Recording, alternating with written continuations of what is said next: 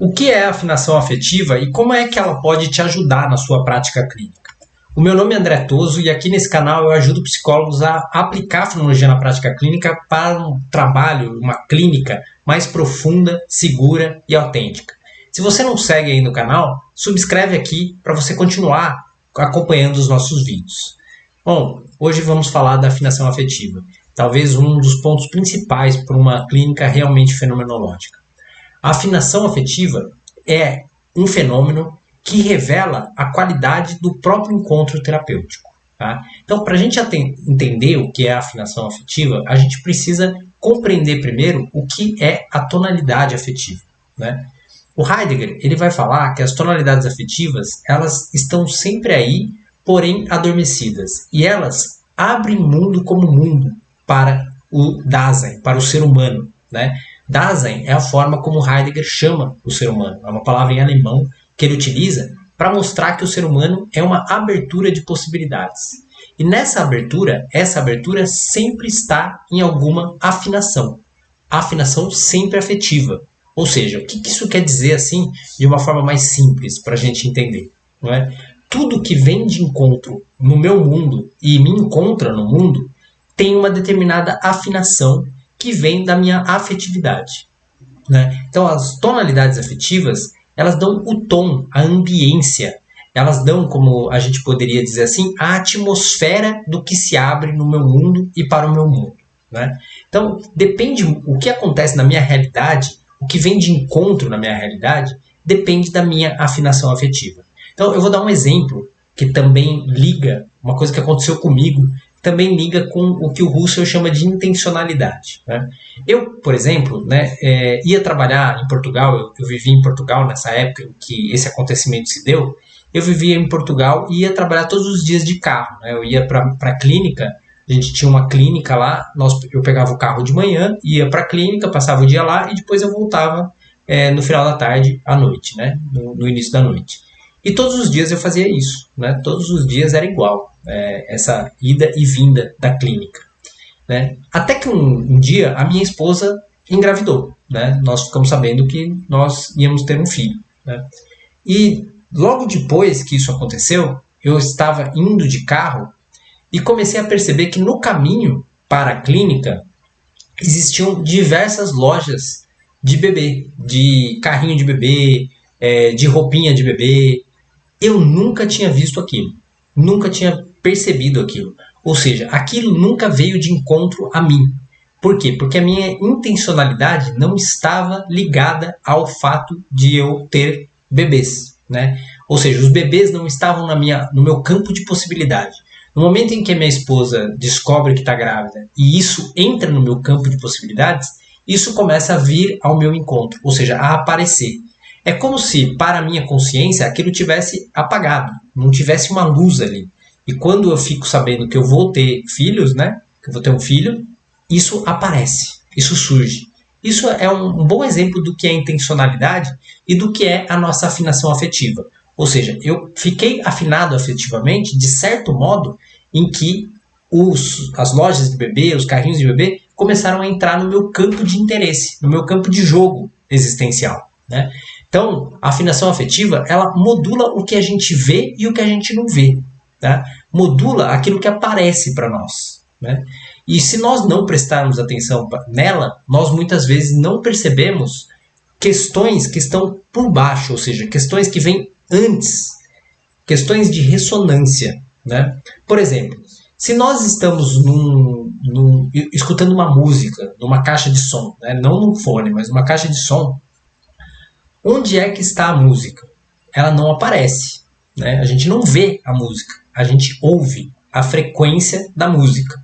Né? Se nós estamos num dia assim, em que o vento está bem parado, o ar está lá, o vento está lá, mas a gente não vê o vento e o ar. Ou seja, existem muitas coisas na existência, no mundo, que não são visíveis para os olhos humanos, que a gente não consegue muitas vezes nem sentir. Né? Por exemplo, um outro exemplo interessante, né, para a gente entender a afinação afetiva. Existem uma coisa de som para cachorro que você toca e só o cachorro ouve, porque ele não está numa frequência em que o ouvido humano tem capacidade de escutar o som. Mas o cachorro ouve e ouve com muita força. E ele assusta até, né? Ele fica até meio desorientado, o cachorro. Não sei se vocês já viram esse tipo de instrumento. É outra coisa. Então, esse som não está na nossa frequência. Não é possível a gente sentir esse som. E a afinação afetiva, ela acontece nesse lugar misterioso. Nesse lugar em que não é possível da gente saber, ver, sentir, medir. Não tem medida, não tem parâmetro, não tem nada disso, né? Mas ela existe. E como é que a gente sabe que ela existe? Pela experiência vivencial. Por despertarmos para elas. Isso que é o importante, isso que o Heidegger vai trazer muitas vezes no seu livro Conceitos Fundamentais de Metafísica. Né? Perceber que as tonalidades afetivas elas estão adormecidas, porém elas podem ser despertas. Né? E esse despertar na prática clínica é fundamental para a gente fazer fenomenologia na prática clínica. Fundamental. Né? Por ela não ser visível, não ser objetiva, não ser teórica, ela não entra no campo de jogo e no campo de interesse da ciência moderna. Né? O cientificismo moderno não vai se debruçar sobre isso porque está além dos seus limites, está além do limite e dos parâmetros possíveis da ciência. Né? E por isso a ciência prefere ignorar isso. Né? E esse ignorar a afinação afetiva é uma forma também de não valorizar o mais importante, que é o encontro paciente-psicoterapeuta, onde essa ressonância afetiva está o tempo todo presente. Né? Então, isso que é importante. Como é que a gente revela a afinação afetiva na prática clínica? No encontro paciente-psicoterapeuta.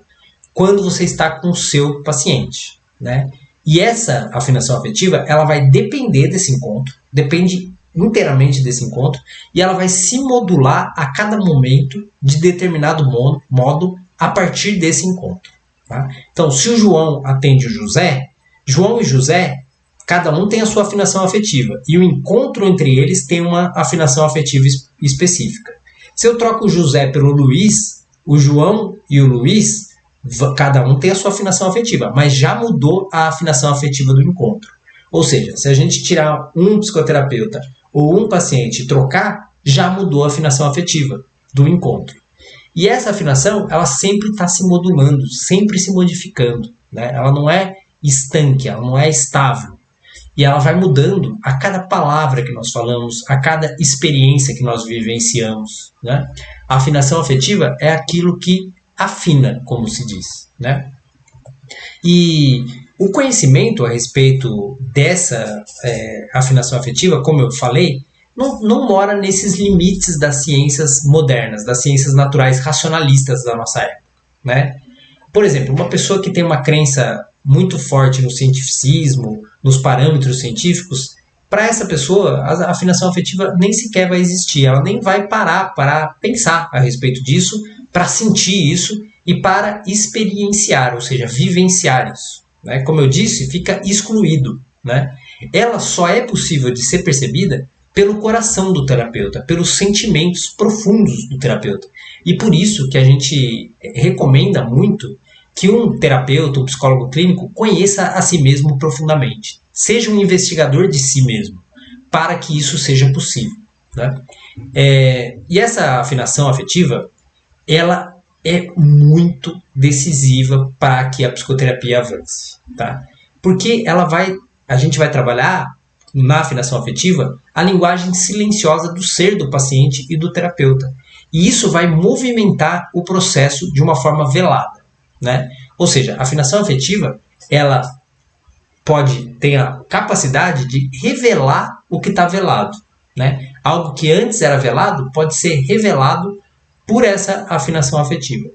Então, quanto mais a gente desperta, né, como terapeuta, para as nossas próprias tonalidades afetivas, quanto mais a gente se conhece, como eu falei, quanto mais a gente vai percebendo essa afinação do encontro, mais a gente pode auxiliar o nosso paciente. Né?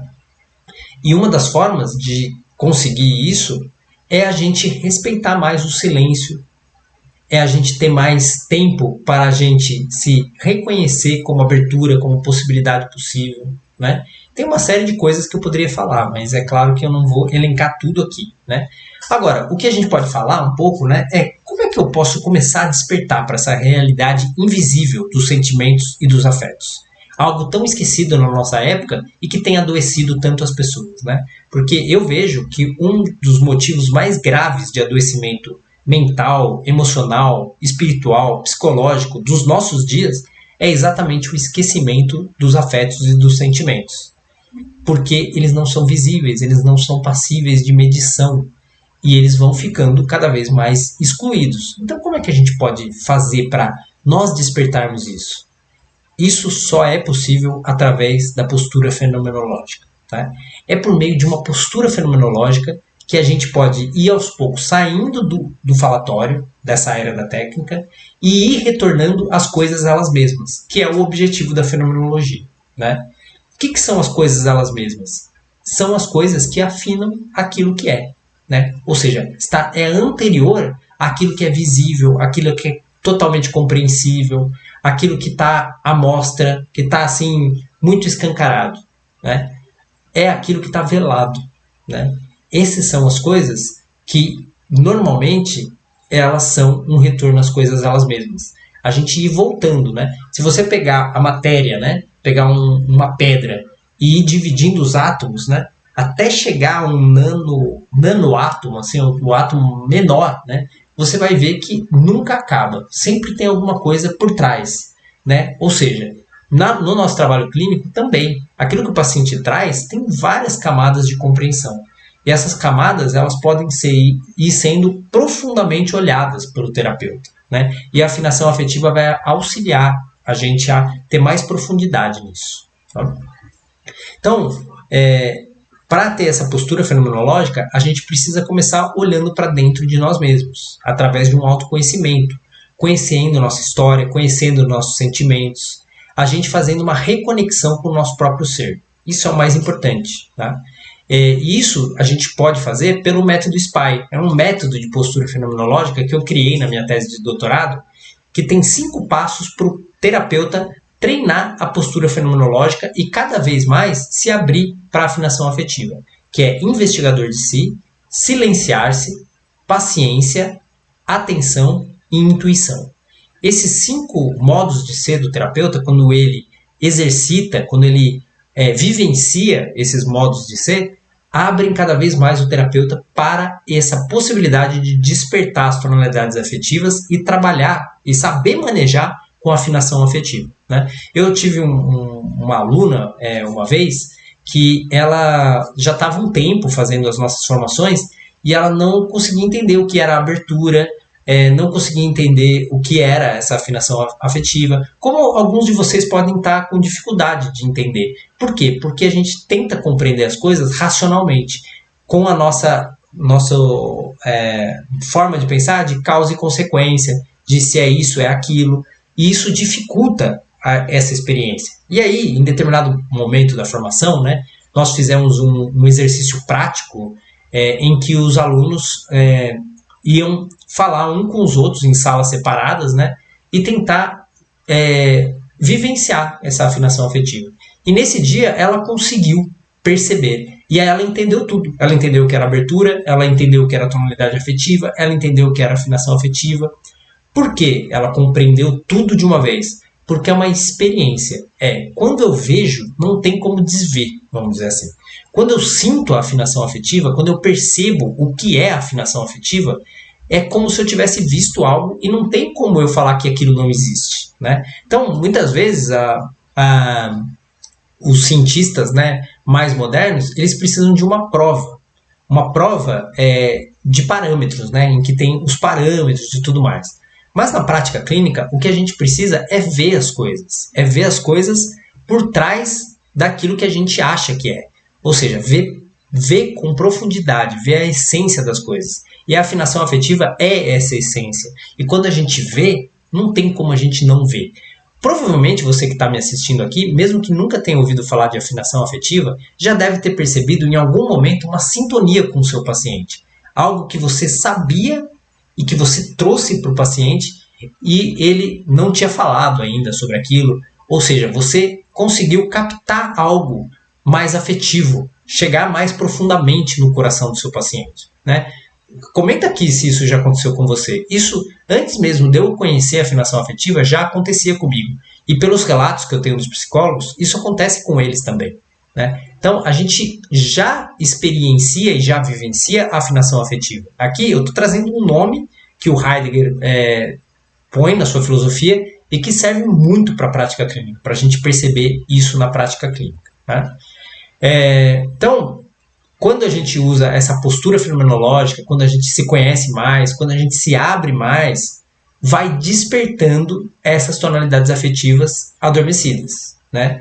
E esse despertar gradual, né, é como se fosse um despertar de um sono profundo, né, que começa a revelar essa afinação afetiva no encontro da clínica cada vez mais, de forma cada vez mais comum.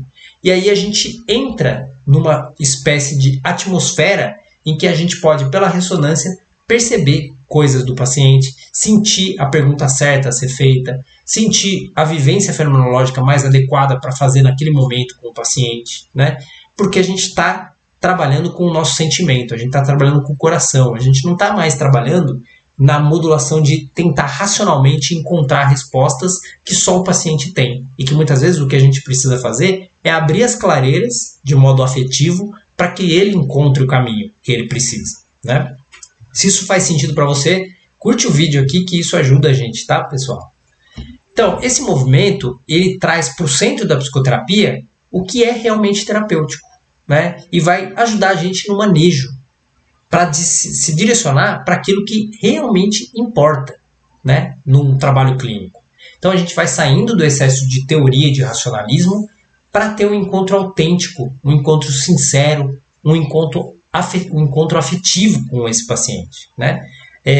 Porque eu vejo que um dos problemas da nossa época e da psicologia clínica e da psicoterapia atual é o excesso de racionalismo e o excesso de teoria vazia. O que é uma teoria vazia? É uma teoria que só serve para livro, que só serve para construção na cabeça.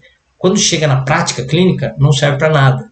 E isso é muito perigoso, porque faz com que a gente tenha a ilusão de que a gente está aprendendo, que a gente está crescendo como terapeuta, mas aí na prática clínica a gente não consegue dar passos maiores, porque aquilo, na verdade, é uma ideia.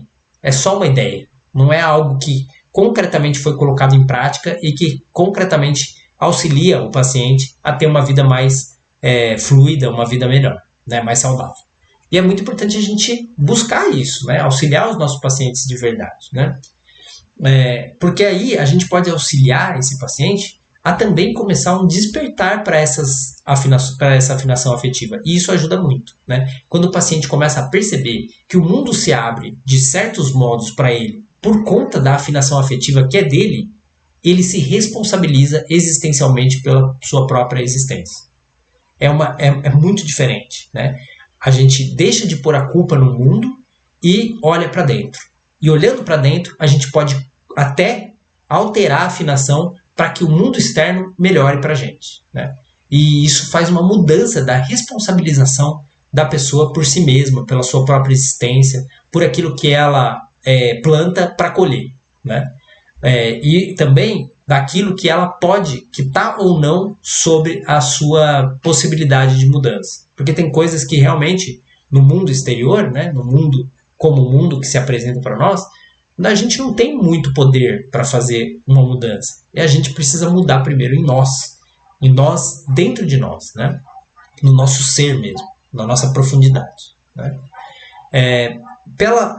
Por essa afinação que a gente pode transformar a nossa vida, o paciente pode transformar a vida dele, a existência dele, modulando e alterando essa afinação afetiva. Só que isso é um trabalho muito interessante com as memórias afetivas, com as memórias somáticas, que não cabe aqui eu falar nesse vídeo, porque senão eu vou misturar estações, né?